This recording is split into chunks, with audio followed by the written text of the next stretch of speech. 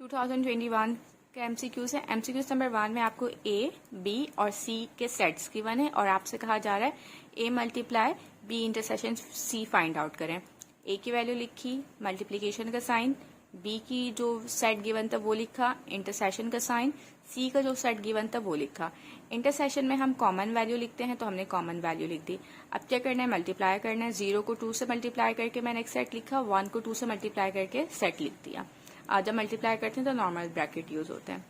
ए और B non empty set है, आपने बताना है A intersection B union null set का रिजल्ट क्या आएगा।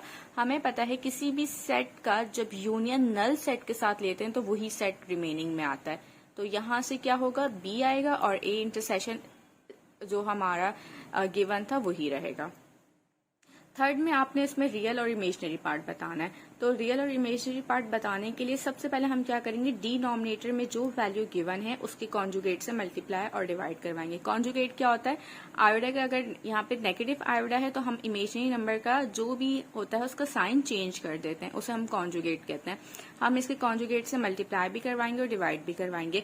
बेसिकली हम क्या करते हैं, डिनोमिनेटर से हमें आयोडा खत्म करना होता है। तो जब हमने इसको कॉन्जुगेट से मल्टीप्लाई और डिवाइड करवाया, ये दोनों सेट सेम है तो हमने इसकी पावर क्या लिख दी, 2 लिख दी।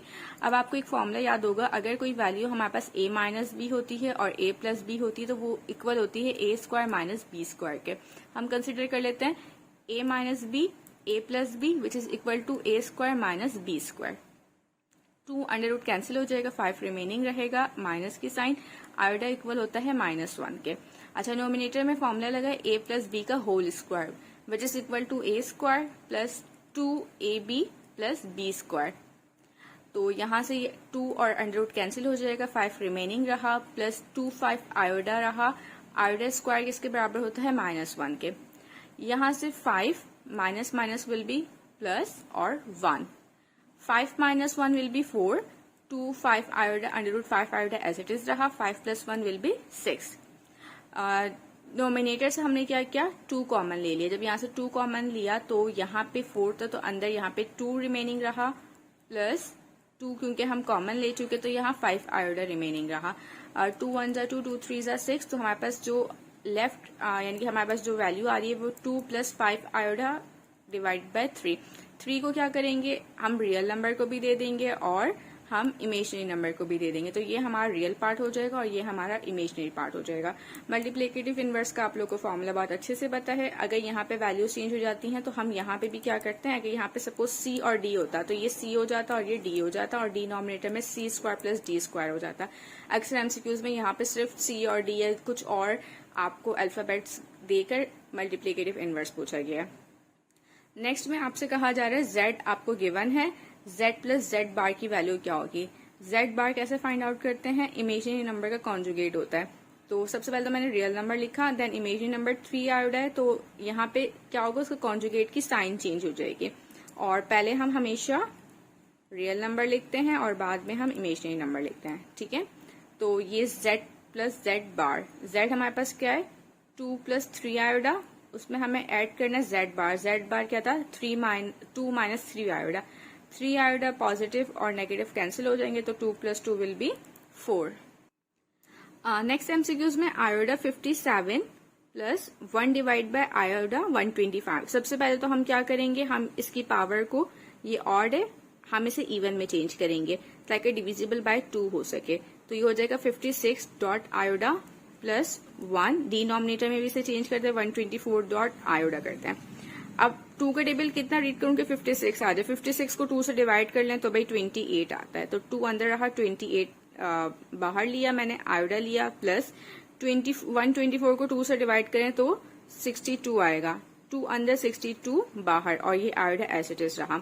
आयोडा स्क्वायर -1 के इक्वल होता है, पावर 28, आयोडा रिमेनिंग प्लस 1, आयोडा स्क्वायर -1 के इक्वल होता है, 62 एज इट इज रहा और ये आयोडा। अब -1 के ऊपर पावर 28 है तो ऑब्वियसली +1 हो जाएगा, तो यहाँ पे आयोडा सिंपल बचा, प्लस 1, यहाँ पे भी -1 के ऊपर पावर 62 है तो सिंपल आयोडा बचा। अब क्या करेंगे, हम यहाँ पे एलसीएम ले लेंगे, यहाँ पे कंसिडर कर लेते हैं 1 है तो उसका एलसीएम क्या आएगा, आयोडा आएगा, ये आयोडा इसके पास जाएगा तो ये आयोडा स्क्वायर हो जाएगा +1। आयोडा स्क्वायर किसके इक्वल होता है, -1 के, ये -1 + 1 विल बी 0, तो उसका रिजल्ट क्या? The sum of the roots, इस इक्वेशन के जो सम ऑफ द रूट्स हैं वो किसके इक्वल हैं? प्रोडक्ट ऑफ द रूट्स के। आपने क्या करना है? m की वैल्यू फाइंड आउट करनी है। ये इक्वेशन आपको गिवन है। सबसे पहले हम सम ऑफ रूट्स और product of the roots find out करेंगे। यहाँ पे हमें 1 चाहिए, तो हम डिवाइडेड बाय होल इक्वेशन को 6 से डिवाइड कर देंगे, तो हमारे पास ये इक्वेशन आएगी। जो x के साथ होता है वो सम ऑफ रूट्स होता है, और जो सिंपल होता है वो प्रोडक्ट ऑफ द रूट्स होता है। इक्वेशन में हमें कंडीशन क्या गिवन थी? सम ऑफ रूट्स किसके बराबर है? प्रोडक्ट ऑफ रूट्स के। तो यहाँ से m/2 हमने ले लिया क्योंकि m की वैल्यू फाइंड आउट करनी है, और यहाँ से 5/6 हो गया। 2 1 2, 2 3 6, तो हमारा जो आंसर आया 5/3 आया। अच्छा, आपको एक सीरीज गिवन है और आपको बताना है कि उसकी नेक्स्ट नंबर क्या है। देखें, इस सीरीज को थोड़ा सा समझते हैं कि 1 के बाद 2 आ रहा है, यानी कि नेक्स्ट नंबर ही क्या है हमारा? एक स्टेप के बाद ही हमारा नेक्स्ट नंबर आ रहा है। 2 के बाद 4 है, यानी कि सेकंड जो नंबर है वो हमारा है। 2 के बाद 3 और 3 के बाद 4 आ रहा है। उसके बाद 7 आ रहा है, तो देखते हैं 4 के बाद 5 6 7, यानी कि थर्ड नंबर पे नेक्स्ट टर्म आ रही है। देन 7 के बाद 11 आ रहा है। 7 के बाद 8 9 10 11, यानी कि फोर्थ नंबर पे मुझे क्या मिल रहा है? मेरी नेक्स्ट टर्म मिल रही है। अब उसके बाद देखिए सीरीज क्या बन रही है? 1 2 3 4। अब जो वैल्यू मिलनी चाहिए फिफ्थ नंबर पे मुझे मिलनी चाहिए। 11 के बाद क्या क्या आता है?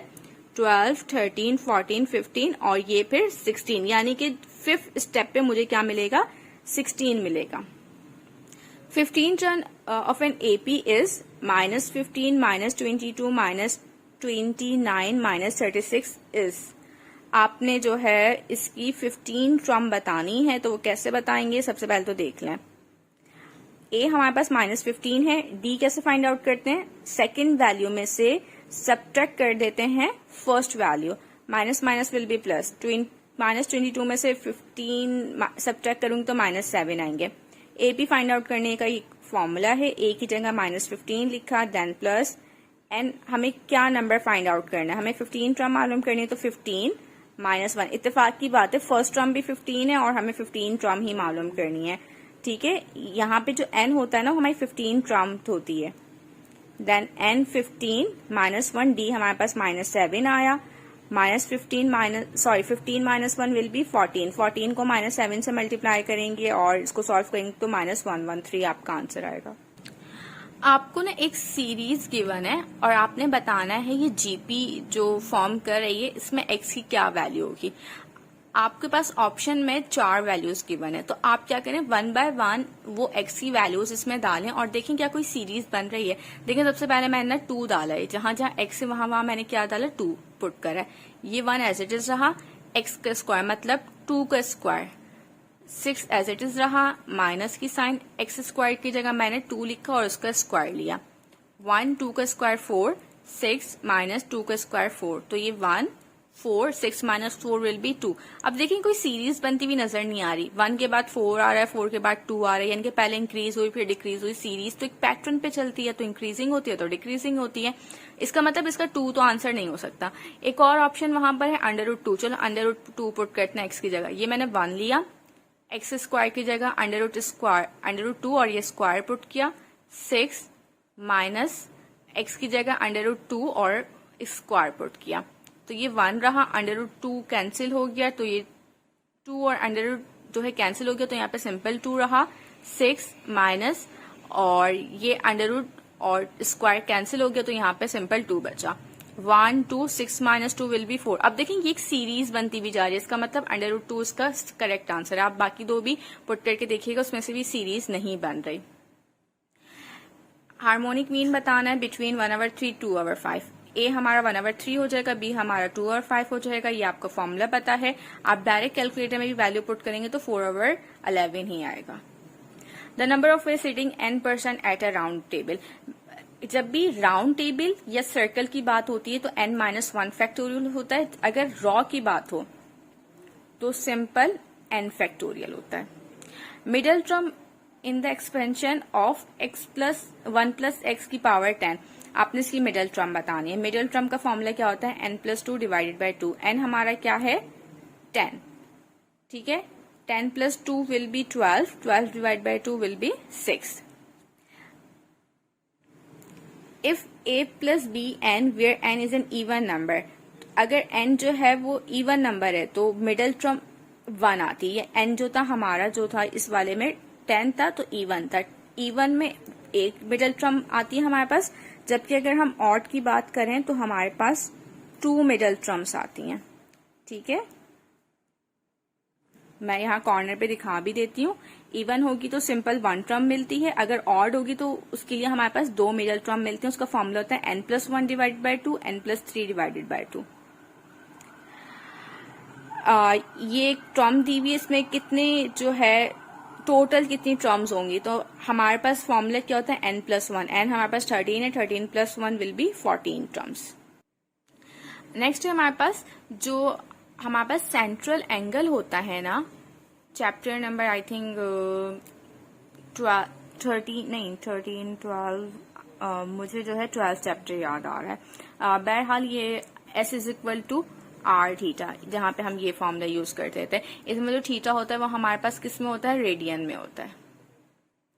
Area of a triangle cos alpha over A, cos beta over B, cos gamma over C, ये इक्वेटोरियल ट्राइंगल होता है। इक्वेटोरियल ट्राइंगल मतलब जिसकी तमाम साइड्स इक्वल होती हैं। cos π/2, cos π/6, sin π/2, sin π/6, ये आप कैलकुलेटर में वैल्यूज डालिएगा और इसका आंसर हाफ आएगा। cos 2 थीटा बराबर होता है 2 cos स्क्वायर थीटा -1। साइन की वैल्यू लेस देन 0 है, cos की वैल्यू ग्रेटर देन 0 है। It's mean that y negative और x पॉजिटिव। ऐसा कब होता है, ऐसा हमारे पास फोर्थ कोऑर्डिनेट में होता है, क्योंकि यहाँ पे x की वैल्यू पॉजिटिव होती है और y की वैल्यू नेगेटिव होती है। In an area of a triangle ABC किसके बराबर होता है, ये आप फॉर्मूले आपको याद करने पड़ेंगे। देखिए यहाँ पे अल्फा है ना, तो कहीं पे भी a यूज नहीं हो रहा। अल्फा क्या है, a को रिप्रेजेंट करता है, तो s minus B, s minus C और डिनोमिनेटर में BC का प्रोडक्ट। ये बहुत सारी वैल्यूज हैं जो कि एक्सरसाइज 10.2 के क्वेश्चन नंबर 1 के पार्ट 2 में है। आप चाहें तो याद कर लें तो वेल एंड गुड, और अगर याद नहीं करें तो उस पर cos अल्फा प्लस बीटा का फॉर्मूला लगेगा। मैं बाकी सारी वीडियोस में ये चीजें करा चुकी हूँ, तो उस वजह से इसमें करा नहीं रही। ठीक है, तो cos अल्फा प्लस बीटा से आप फाइंड आउट कर लेंगे तो आपके यही सेम रिजल्ट आएंगे। Principal value of arc sine √3/2, और ये माइनस का साइन है। आर्क का मतलब होता है इनवर्स। ठीक है, तो साइन इनवर्स माइनस √3/2 आप कैलकुलेटर में डालेंगे तो -16 आएगा। उसको चेंज कर लीजिएगा रेडियन में तो -π/3 होगा।